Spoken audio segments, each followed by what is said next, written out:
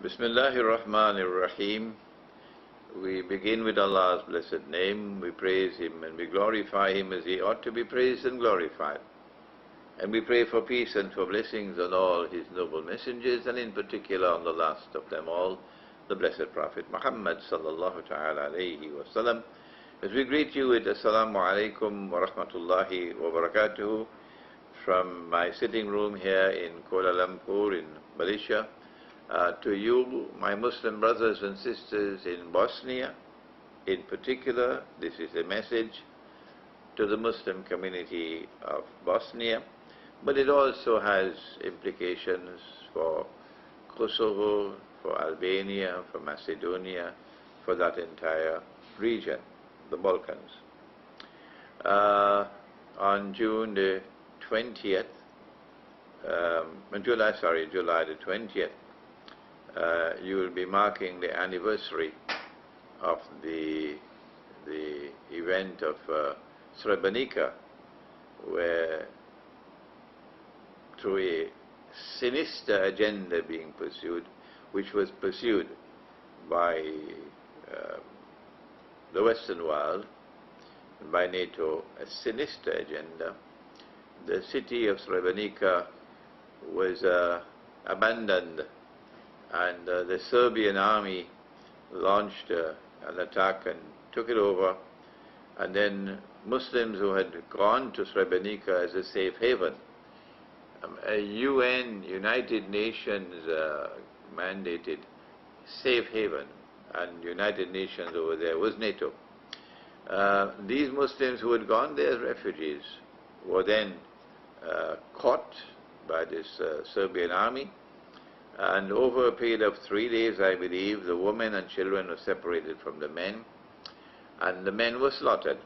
Oh yes, the men were slaughtered, systematically slaughtered, and the Serbian army got assistance from so-called United Nations troops, so-called United Nations troops. But the facade, the screen is now open and clear, and we know it was the agenda being pursued by those who are enemies of Islam, hostile to Islam.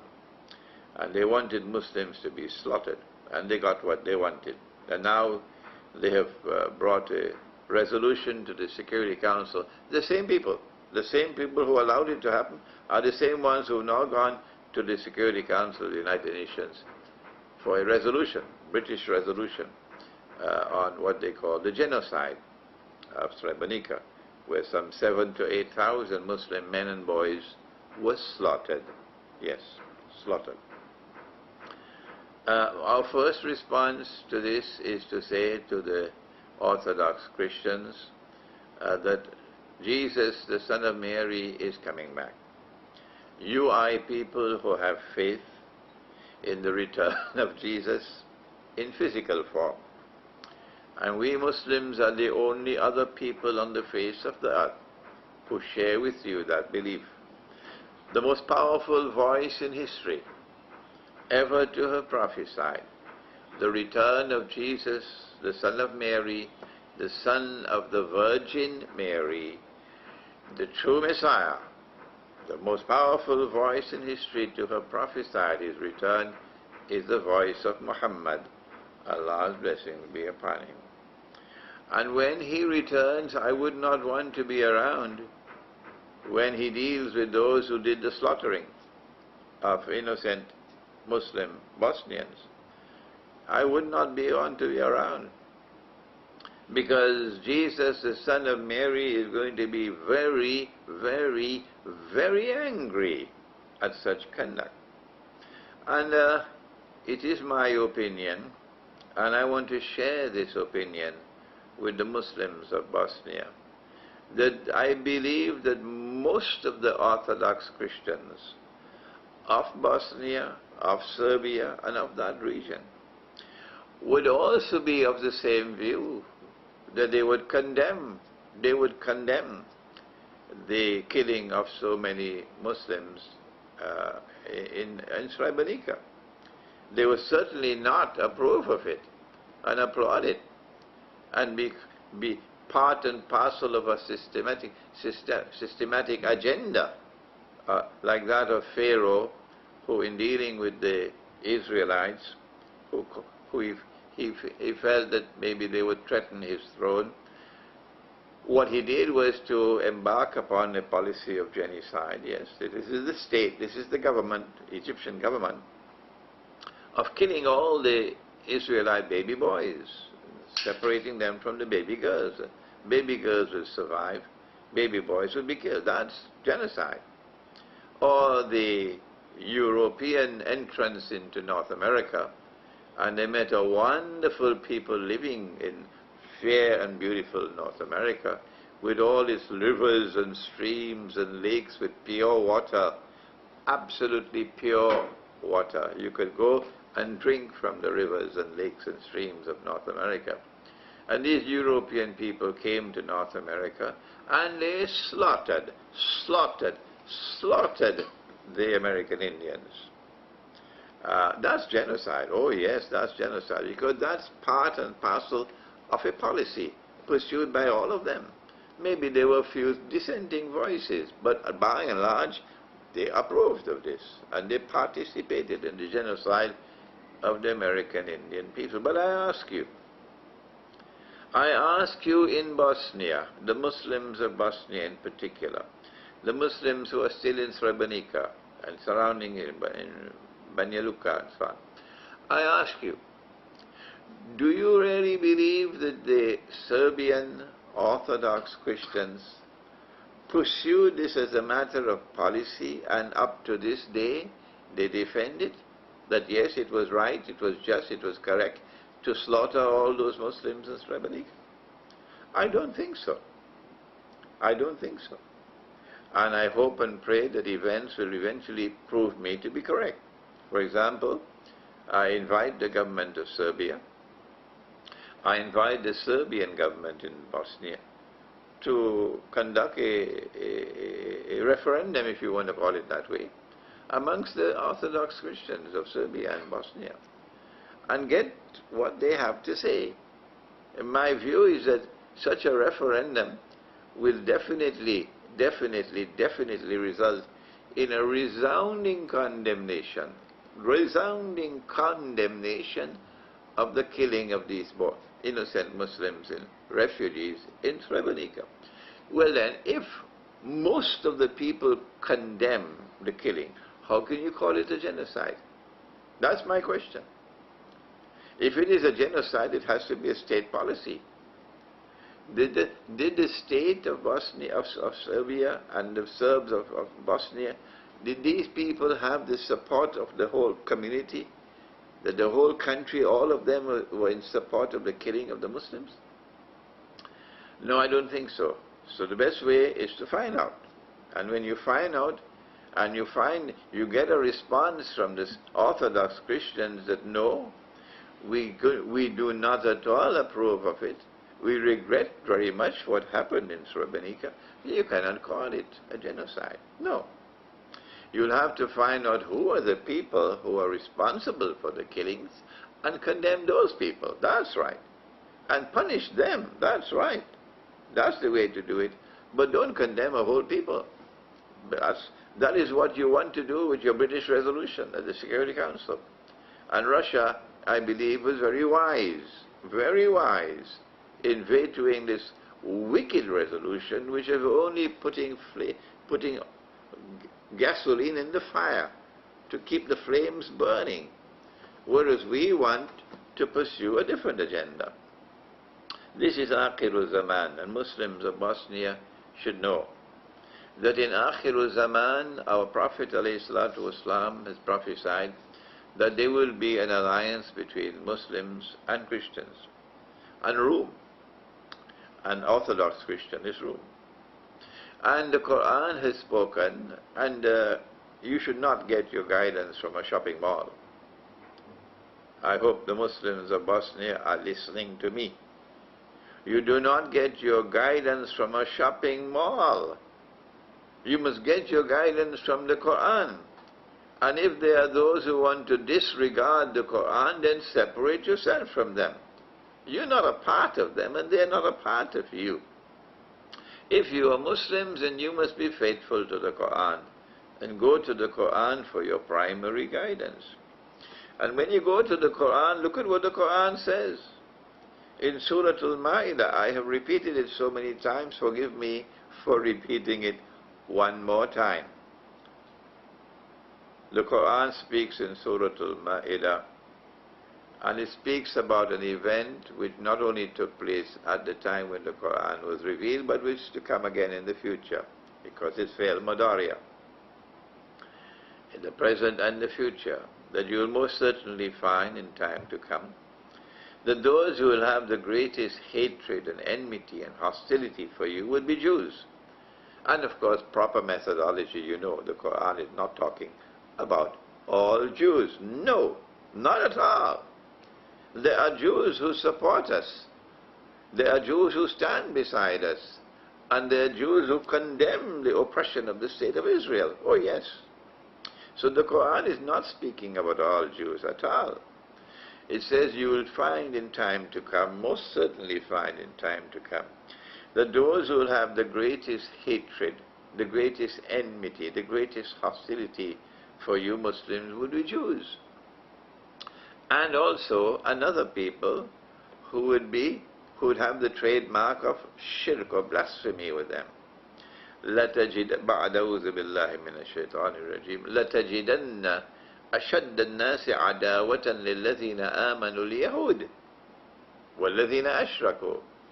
And this second group of people is obviously, the Quran is talking about modern Western civilization and those who are hijacking modern Western civilization and taking it in the direction of shirk. If Allah has made something haram and you make it halal, that is shirk, isn't it? Well, modern Western civilization is now legalizing the marriage of a man with another man. Yes, that's what they're doing. Allah has made that haram, they make it halal, that is shirk. This is a civilization built on shirk. And this civilization is now under the control of those who are hell-bent in waging war on Islam, while calling it war on terrorism. Okay? But the Quran is saying at the same time, when the world witnesses this tremendous Jewish hatred for Islam and Muslims, and this tremendous hatred from those who are pursuing the agenda of shirk, modern Western civilization, that you'll also find at that time that those who will be closest in love and affection for you Muslims, remember the words, وَلَتَجِدَنَّ أَقْرَبَهُمْ مَوَدَّةً لِلَّذِينَ آمَنُوا الَّذِينَ قَالُوا إِنَّا نَصَارَى. That you will most certainly find at that time, that those who will have the greatest love and affection for you Muslims, while those are being hostile to you, these would be the Christians. And Nasara, the Christians. Which Christians is Allah talking about? How can we identify them?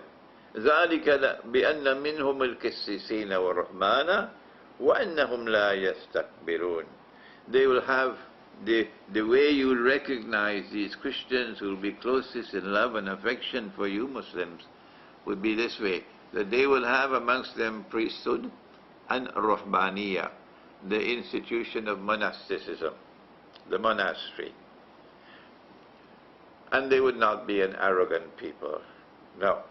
They would not therefore have the agenda, this arrogant agenda that Europe has, Western Europe has, that the European Union has, this arrogant agenda that modern Western civilization has, those who control it, of transforming the rest of the world into carbon copies of themselves. That's arrogance. But these are not Christians like that. Who are they? My answer is that Allah is talking about Orthodox Christianity in particular. While there will also be some Christians in the Western world who will also show love and affection for us Muslims. Yes.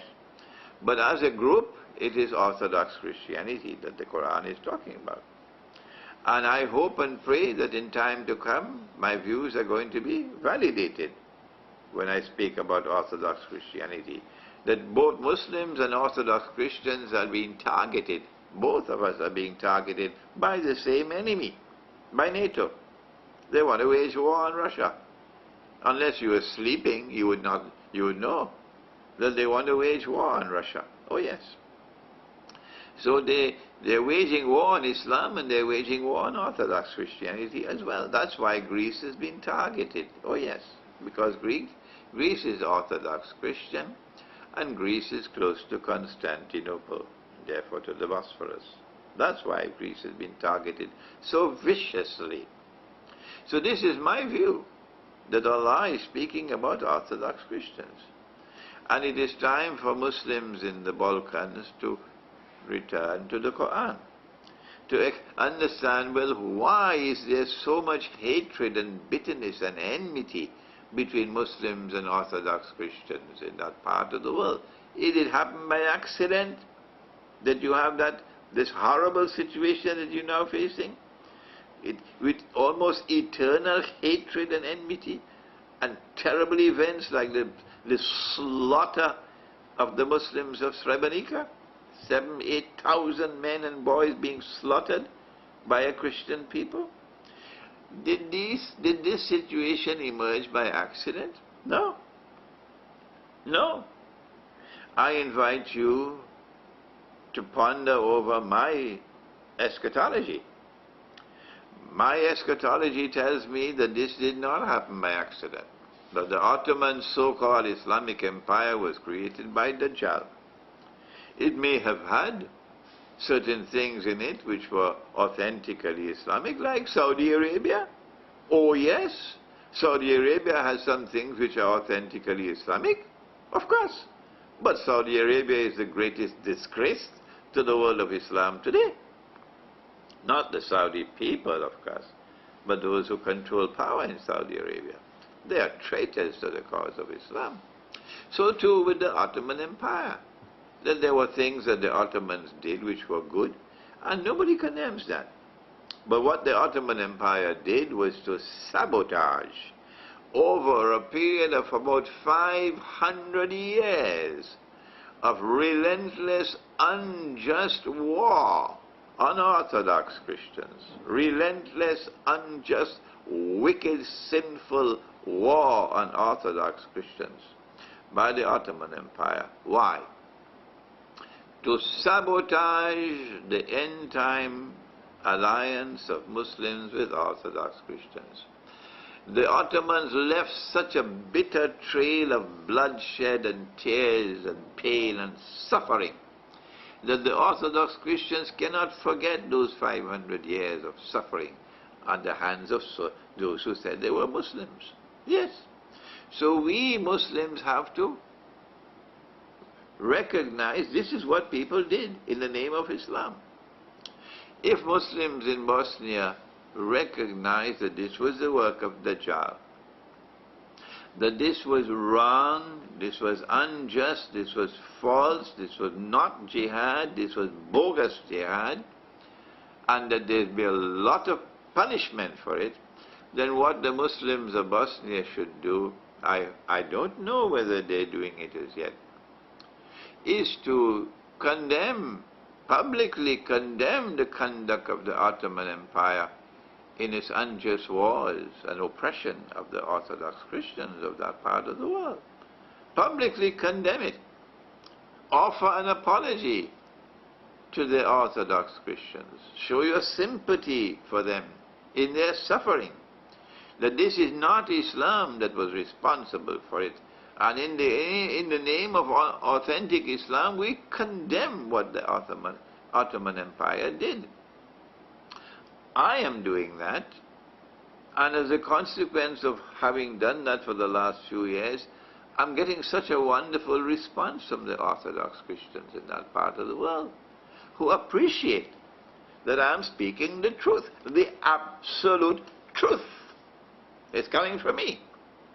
I have just received an invitation from the University of Belgrade, the Faculty of Law. They want me to come and lecture on a topic of my choice, to try to further the building of a bridge between Orthodox Christianity and Islam. Look at how these people are responding. This is the beginning of that friendship that the Quran has spoken about in Surah Al-Ma'idah. So the Muslims of Bosnia have to decide. Are you going to remain a spectator, left behind by history, as the Quran takes us to a new world in which Christians and Muslims are going to become friends and allies? I'm not talking about Western Christianity, I'm talking about Orthodox Christianity. Or are you going to walk with the Quran, to join and be a part and parcel of this fabulous event that is coming now to startle the world? An alliance between Muslims and Orthodox Christians, in which the Orthodox Christians are going to become our dearest friends and allies, closest in love and affection for us Muslims. If I am wrong, then tell me, who are the Christians? Where is the evidence that there are other Christians who are drawing closer to Islam today to become our dearest friends and allies? I say this to you because Russia has just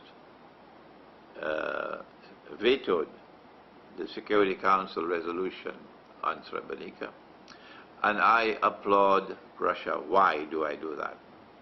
Because the purpose of that resolution was to fan the flames of hatred even more. The Russians were absolutely correct that this is not going to be helpful, this is going to make the situation worse. I want to suggest to you, as your brother, that the Serbs be allowed to offer a referendum amongst them, so that the people, the Orthodox Christians, may have a chance to say, we condemn the killing, the slaughter of the innocent Muslim refugees. We condemn it in Srebrenica. We do not approve of it. We condemn it. And we offer our sympathies to you, the survivors, the family members. Yes, if it's possible for reparations to be made, we are prepared to make reparations for it, because we want to be your friends. We want to rewrite history and try to get away from all those years of Ottoman oppression, because we live today in a world in which we face a common enemy. It's time for the Muslims to respond in Bosnia. If you do not respond, if you do not accept my advice, then brothers and sisters, you're going to be left behind as history moves on to a time that the Quran has spoken of. I pray that you will wake up to the situation, you will understand the sinister role of the Ottoman Empire, and you will now respond, as I've urged you to condemn the Ottoman oppression over 500 years of Orthodox Christians in that part of the world. I have not spoken about the enslavement of Orthodox Christian women and having them in the harem. I have not spoken about taking Orthodox Christian boys and converting them to Islam and then training them to become the Janissary, the elite fighting force of the Ottoman Empire. I have not spoken about the sinful, the disgraceful, the manifestly sinful transformation of Hagia Sophia from the foremost cathedral of Orthodox Christianity of Rome into a masjid. I'm ashamed of what they did. Ashamed of what they did in the name of Islam. And I apologize to the Christians for what these people did in the name of Islam. And I look forward to the day when Constantinople will be liberated according to the prophecy of Prophet Muhammad alayhi salatu wasalam. It comes after the Malhama, not before. And the Malhama has not as yet taken place. So the conquest of Constantinople is coming. And it is when that conquest takes place that we will then be able to hand over Hagia Sophia to the Orthodox Christians. This is your cathedral. We want you to take it back. We offer our apologies to you for what people did in the name of Islam in transforming this cathedral into a masjid for the last 500 years, and then to add insult to injury, to transform it from a masjid into a museum. I've not spoken about these things. I've spoken only about the oppression of the Orthodox Christians by the Ottoman Empire. Is it not time for you in Bosnia and in that part of the world to stand up, to recognize the truth that I'm speaking and condemn the Ottoman Empire publicly for what they did to the Orthodox Christians? I pray that Allah might open your eyes, that you might see the truth and recognize it and accept it and then act in accordance with it. Thank you. Wassalamu alaikum wa rahmatullahi wa barakatuh.